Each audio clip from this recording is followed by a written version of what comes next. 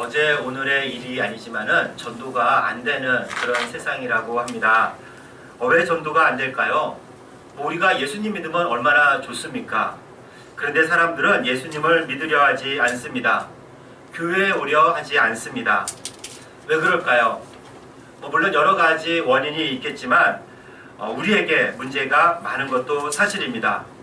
특히 기독교인들이 그리고 교회가 섬처럼 되었어요. 주위가 망망대해로 고립되어 있는 섬처럼 말입니다. 교회가 거룩하다고 하면서 세상과 담을 쌓아왔습니다. 마치 교회 문 앞에 믿지 않는 사람은 출입 금지라고 써놓은 것과 같습니다. 그래서 믿지 않는 사람들이 들어오려고 하면 화들짝 놀랄 때가 많죠. 아니, 믿지 않는 사람도 와서 복음을 들어야지 전도도 할 수 있는 것 아닙니까? 또 믿지 않는 사람들과 교제 금지라고 하면서 세상에서도 기독교인들만 만납니다. 또 믿지 않는 사람에게 가서 그들을 만나야 복음을 전할 수 있는 것 아니겠습니까? 재밌는 것은 교회가 이렇게 거룩한 공동체를 강조하면서 많은 교회들이 너무나 세속적 욕망에 갇혀 있다는 점입니다. 세상적 성공을 갈망하고 남들보다 더 높이, 남들보다 더 많이 가지려는 욕망이 기독교인들과 교회에 가득 차 있습니다. 이게 현실입니다. 믿지 않는 사람들도 다 압니다. 그러니 어떻게 전도가 되겠습니까? 오늘 성서전과에 따른 하나님의 말씀은 고린도전서 9장 16절부터 23절까지 말씀입니다. 고린도전서 9장에서 사도 바울은 자신의 사도됨을 역설했습니다. 그러나 자신은 사도로서 누려야 할 권리를 요구하지도 않았습니다. 그에게 중요한 것은 오직 복음 전파였기 때문입니다. 사도 바울은 복음 전파를 자기의 사명으로 생각하고 그리고 복음을 전하기 위하여 자신의 자유를 포기하고 종이 되기를 마다하지 않았습니다. 사도 바울은 유대인 앞에서 유대인과 같이 되었고 이방인 앞에서는 이방인과 같이 되었습니다. 이렇게 여러 사람에게 여러 모습이 되어 그들을 구원의 길로 인도하고 자신도 복음에 참여하고자 했습니다. 바울에게 복음은 전부였습니다. 우리 16절과 17절 말씀을 함께 봉독하겠습니다. 16절, 17절 말씀입니다. 내가 복음을 전할지라도 자랑할 것이 없음은 내가 부득불 할 일임이라. 만일 복음을 전하지 아니하면 내게 화가 있을 것이로다. 내가 내 자의로 이것을 행하면 상을 얻으려니와 내 자의로 아니한다 할지라도 나는 사명을 받았노라. 아멘. 예수님을 만난 이후에 그리고 이방인들을 위한 사도로 부르심을 받은 이후에 그는 복음 전파를 위해 인생을 바쳤던 사람입니다. 그로 인해 초기에 많은 기독교 교회들이 세워졌고요. 특히 유럽 쪽으로 복음이 증거가 되었습니다. 그러나 그는 이를 자랑하지 않았습니다. 어떠한 상이나 보상도 바라지 않았죠. 사도로서 누려야 할 당연한 권리를 주장하지도 않았습니다. 복음 전파는 그에게 주어진 사명이었기 때문입니다. 여기서 사명이라는 것은 청지기 직분을 뜻하는 단어입니다. 청지기는 주인의 명령에 따라 주인이 맡겨주신 일을 하는 사람입니다. 사도 바울은 하나님에게 복음을 전하라 라는 명령을 받았고 그 명령에 따라 복음을 증거하던 사람이었습니다. 그렇게 부르심을 받은 사람인데 조금 어렵게 얘기를 하자면 그 존재와 사명이, 즉 청지기라는 존재와 복음 증거라는 사명이 결코 그에게서는 분리될 수가 없었습니다. 그렇다면 그는 어떻게 복음을 전도했을까요? 길거리에서 전도지와 같은 전도용품을 나누어 주면서 전도했을까요? 아니면 길거리에서 예수천당 불신지요 하고 외치며 전도했을까요? 정확히는 알 수 없지만 이렇게 전도했다는 기록은 우리 성경에서 찾아보기 어렵습니다. 물론 오늘날 전도용품을 들고 사람들에게 나눠주면서 전도하는 일이나 거리에서 찬양하며 전도하는 일이 잘못되었다는 말은 결코 아닙니다. 충분히 할 수 있고요. 그리고 그런 전도 행위들을 통해서 자기에게도 큰 유익이 있습니다. 다만 이것으로 전도의 의무를 다했다고 생각한다면 큰 잘못이에요. 내가 오늘 밖에 나가서 1시간 전도용품 나눠주면서 나 오늘 전도했어 물티슈 나눠줬어. 이제 땡이야. 이런 식으로 전도하고 그것에 만족해서는 안 된다는 말이에요. 그것은 전도 중에서도 어떻게 보면은 가장 작은 일이기 때문입니다. 또 거리에서 예수천당 불신지옥을 외치는 분들도 있습니다. 이분들의 열심과 열정, 그 절박감은 인정합니다. 얼마나 다급하면은 이렇게 전도하겠습니까? 그러나 불신자 대부분은 이런 방법에 불쾌함을 호소합니다. 당연히 전도의 효과도 별로 없고요. 기독교에 대한 반감만 키워갈 뿐입니다. 사도 바울은 복음을 받아들이고 복음을 위해서 평생을 살았습니다. 그렇다면 그는 어떻게 전도했을까요? 어떻게 사람들을 구원의 길로 인도했을까요? 이에 대해 19절부터 설명이 되어 있는데 우리 21절과 22절 말씀만 함께 봉독하겠습니다. 21절과 22절 말씀입니다. 율법 없는 자에게는 내가 하나님께는 율법 없는 자가 아니요 도리어 그리스도의 율법 아래에 있는 자이나 율법 없는 자와 같이 된 것은 율법 없는 자들을 얻고자 함이라. 약한 자들에게 내가 약한 자와 같이 된 것은 약한 자들을 얻고자 하며 내가 여러 사람에게 여러 모습이 된 것은 아무쪼록 몇 사람이라도 구원하고자 함이니. 아멘. 바울은 본래 유대인입니다. 그는 유대인 중에 유대인이라고 자신을 소개한 적도 있습니다. 그런데 그는 예수님을 만나 예수님을 그리스도로 영접한 후에 더 이상 유대인으로 한정되어 살아가기를 거부했습니다. 그는 유대인들의 관습과 모든 명예를 버렸기 때문입니다. 그러나 그는 다시 유대인같이 되었다라고 말합니다.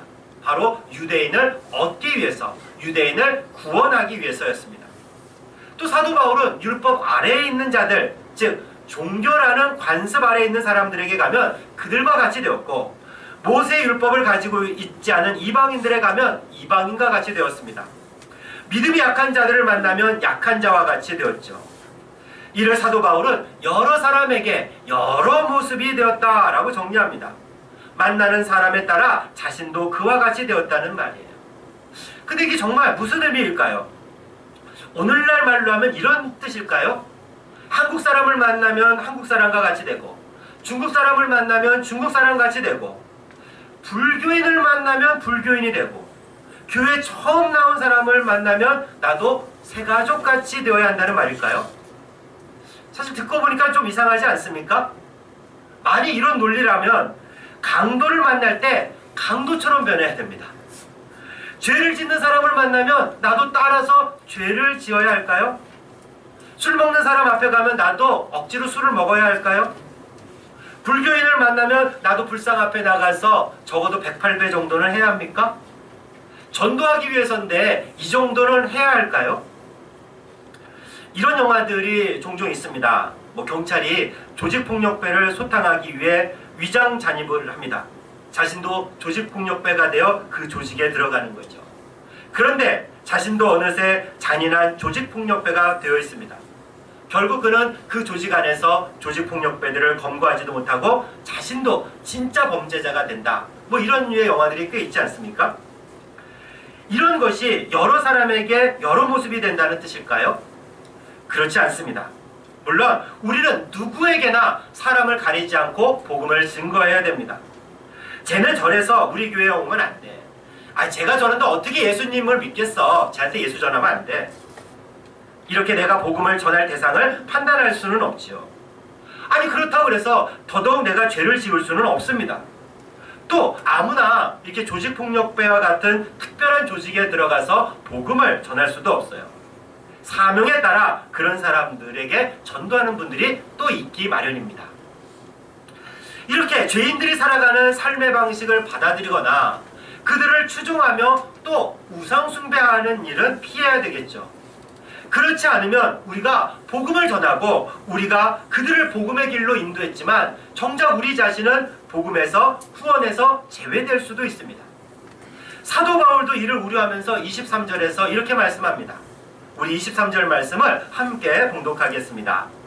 내가 복음을 위하여 모든 것을 행함은 복음에 참여하고자 함이라. 아멘. 사도 바울이 그들과 같이 되어 그들에게 복음을 증거하지만 역시 이것 역시 복음에 참여하기 위해서라 말합니다. 결코 복음에서 제외되려고 하는 일이 아니에요. 죄로 인해 우상 숭배로 인해 정작 자신이 구원에서 제외된다면 이만큼 허무한 일이 또 어디 있겠습니까? 그렇다면 그들과 같이 된다, 여러 사람에게 여러 모습이 된다는 말씀은 어떤 뜻이겠습니까? 우리는 일상생활에서 다양한 사람을 만납니다. 직장이나 마을, 학교 등에서 우리는 정말 수많은 종류의 사람을 만나요. 다양한 일을 하는 사람들, 그리고 정치적 의견이 다른 사람도 만나죠. 민주당과 문재인 대통령을 지지하는 사람도 있지만 한국당과 다른 야당을 지지하는 사람도 있어요. 우리 교회도 마찬가지입니다. 여기에는 직업도 다르고 정치적 의견도 다르고 생활 형편도 다르고 나이와 성별과 성격도 다르고 좋아하는 것도 다른 사람들입니다. 같은 것보다는 오히려 다른 것이 더 많지요. 당연합니다. 예수님을 믿는다는 사실만 빼면 결코 한자리에서 만날 수 없는 사람들이에요. 그러나 우리가 삶의 자리에서 만나는 사람은 이마저도 공통점이 없습니다. 이렇게 공통점이 없는 사람에게도 복음을 전해야 합니다. 복음을 전하기 위해 그럼 어떻게 해야 합니까? 여기서 먼저 우리는 단순히 복음을 전하는 것이 우리의 목적이 아님을 깨달아야 합니다. 예수님이 그리스도입니다. 예수님이 우리의 구원자입니다. 예수님을 믿으면 천국에 갑니다. 라고 말하는 것도 분명히 복음을 전파하는 행동이고 훌륭합니다. 복음이 기록되어 있는 전도용품을 나누어주고 때로는 거리에서 예수천당 불신지옥을 외쳐도 복음을 전하는 일이죠. 이것도 복음 전파입니다. 그러나 단순히 복음 전파가 우리의 목적이 되어서는 안 됩니다. 복음을 전하는 것도 중요하지만 그것을 통해서 사람들을 실제로 구원의 길로 인도하는 일이 중요하죠. 일상적인 삶의 자리에서 만나는 사람들이 구원을 받을 수 있도록 먼저 믿고 먼저 구원받은 우리가 그들을 인도해야 되는 겁니다. 그러기 위해서 우리가 삶으로 보여주어야 됩니다. 우리 삶으로 예수님을 보여주어야 되고 하나님 나라를 보여주어야 돼요. 내가 하나님 나라의 통치를 받는 하나님 나라의 시민임을 보여주어야 됩니다. 말이 아니라 삶으로 말이죠. 이는 전도와 달리 그래서 선교라고 통칭합니다. 보통 우리가 전도라고 하면 우리나라 국내에서 복음을 전하는 일, 그리고 선교라고 하면은 해외에 나가서 복음을 전하는 일이라 구분하죠. 그러나 선교는 더 폭넓은 의미입니다. 호주 신학자이자 목회자인 마이클 프로스트는 이렇게 말을 합니다. 선교는 그리스도를 통한 하나님의 통치를 알리기도 하고 실증하는 이중 사역이다. 즉 그리스도를 말로 알리기도 해야 되지만 삶으로 증거해야 되는 것이 선교라는 뜻이에요. 그리고 바로 이런 삶을 살아갈 때 우리는 그것을 선교적 삶이라고 말합니다. 여러분, 그럼 이런 선교적 삶의 원조가 누군지 아십니까? 오늘 나오는 사도 바울? 아니면 예수님의 수제자였던 베드로? 아닙니다. 오히려 바로 예수님이 선교적 삶의 원조예요. 예수님은 하나님이십니다. 그런 하나님이 인간으로 이 땅에 오셨습니다. 이를 우리가 성탄이라고 하고 또 다른 말로 성육신이라고 합니다. 예수님은 인간에게 구원을 받기 위해서 너희들이 이렇게 해봐 하면서 그리고 내 앞까지 한번 와봐, 이렇게 해서 내 앞까지 와봐, 그럼 내가 너를 인정해 줄게 라고 말씀하지 않으셨어요.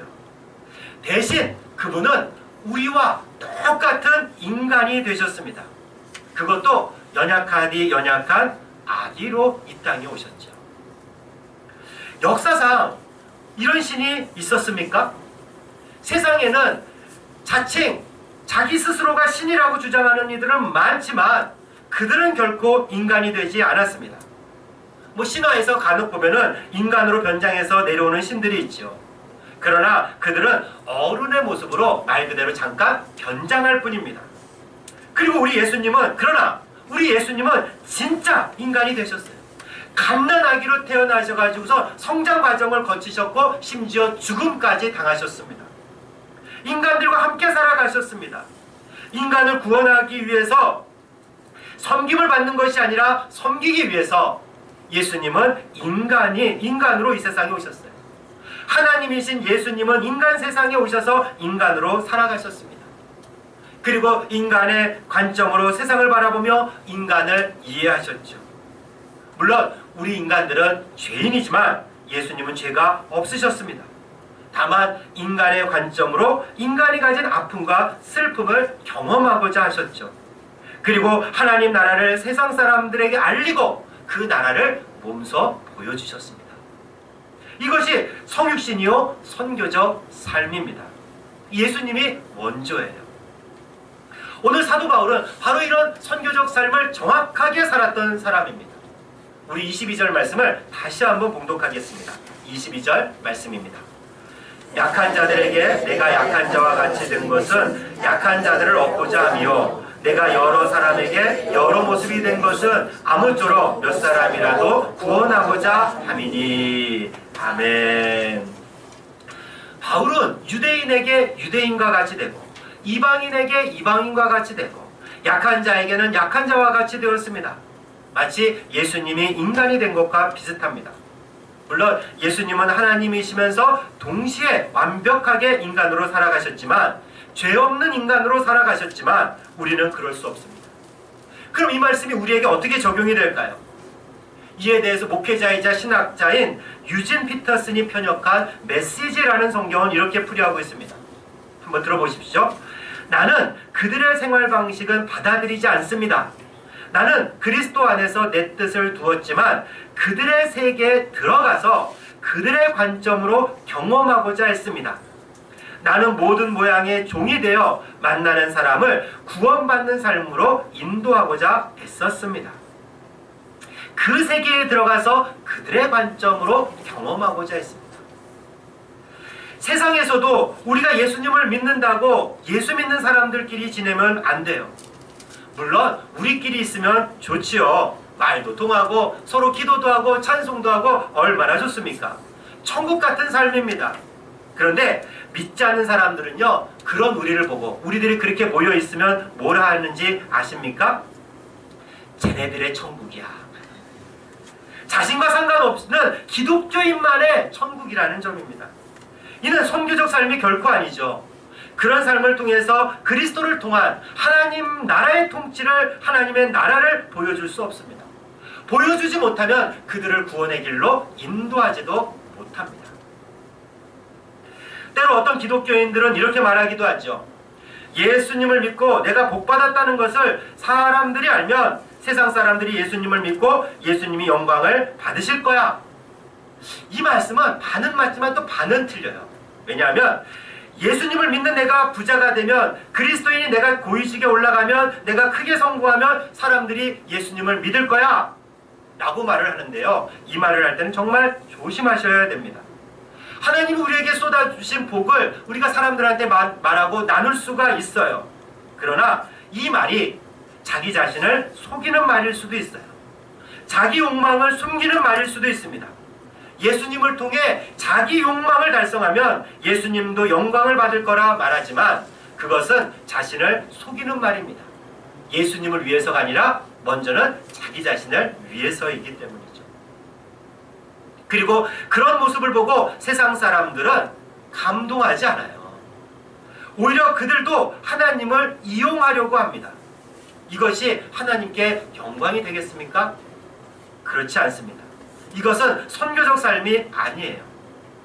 유진 피터슨의 해석처럼 그들을 만나 그들의 삶으로 들어가야 됩니다. 그들을 이해해야 됩니다. 기꺼이 종과 같이 그들을 섬길 수도 있어야 됩니다. 함께 살아가고 대화하고 이해하고 그들의 기쁨과 그들의 슬픔에 아픔에 공감하고 그들과 함께 먹고 마시고 격려하고 위로하고 함께 있어주는 것이 선교적 삶입니다. 성육신적인 삶이에요. 형편이 다르고 직업도 다르고 정치적 의견이 다르더라도 그들의 삶으로 들어가야 됩니다. 난 촛불 집회를 다녀왔고 이것 촛불을 지지해. 촛불 드는 사람 지지해. 태극기 집회에 나가는 사람들은 이해가 안 돼. 이제 그들을 상종도 안 할 거야. 또 반대로 촛불 드는 사람들은 내 앞에 얼씬도 하지 마. 이러지 말라는 겁니다. 선교적인 삶은요, 그런 삶이 아니에요. 정치적 의견이 다를지라도 그들을 이해하려고 하는 것, 그들의 입장에 서보는 것이 선교적 삶의 출발점입니다. 정치에 기만 나오면 서로 다르면 싸우잖아요. 그죠? 싸우지 말고 이해하고 서로 대화해야 된다는 말이에요. 요즘 뭐 아파트와 경비 아저씨들의 문제가 좀 있는데, 아파트에 사시는 분들은 경비원들의 입장에 한번 서보십시오. 경비 아저씨들이라면은 입주자의 세계에 한번 들어가 보십시오. 그리고 입주자와 경비 아저씨들이 서로 섬기십시오. 내게 주신 시간으로 섬기고, 내게 주신 물질로 섬기고, 내게 주신 지식으로 섬기고, 내게 주신 능력으로 섬겨보십시오.